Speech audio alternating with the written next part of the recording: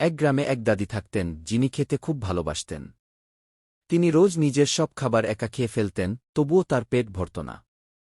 একদিন খাবার ফুরিয়ে গেলে দাদি রেগে গিয়ে চিৎকার করে বললেন, এই কবুতর, তুই যা, আমার জন্য খাবার নিয়ে আয়। বেচারা সাদা কবুতরটা খুবই ভদ্র আর কষ্ট করে। সে উড়ে গেল দূরের এক জায়গায়, আর সেখান থেকে একটা জাদুর কি টাকার বীজ এনে আঙ্গিনায় লাগিয়ে দিল। প্রতিদিন সে গাছটিতে পানি দিত, রোদে শুকাত আর আদর করত। আস্তে আস্তে সেই ছোট্ট চারা বড় হতে লাগল, আর একদিন দেখা গেল সেটি টাকার গাছে পরিণত হয়েছে। গাছে ঝুলছে 2 টাকার, 5 টাকার, 1 টাকার নোট আর কয়েন, যেন গাছটা একেবারে ব্যাংক হয়ে গেছে। একদিন দাদি খুব খিদেতে কাতর হয়ে পড়লেন। কবুতর টাকা গাছ থেকে কিছু টাকা ছিঁড়ে ছোট একটা থলিতে ভরে বাজারে রওনা দিল দাদির জন্য খাবার কিনতে।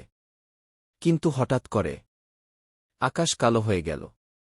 তীব্র বাতাস বইতে শুরু করল। বজ্রপাত, টানা ঝড়, টাকার গাছের সব টাকা উড়ে গেল বাতাসে। কড়াক এক বিদ্যুৎ এসে সোজা গাছটার উপর পড়ল।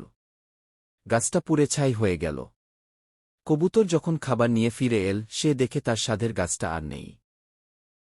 সে এক কোণে বসে হাউমাউ করে কাঁদতে লাগল। আর তখনই কেউ এক কোণ থেকে বলল, কারণ কেউই লাইক আর সাবস্ক্রাইব করেনি।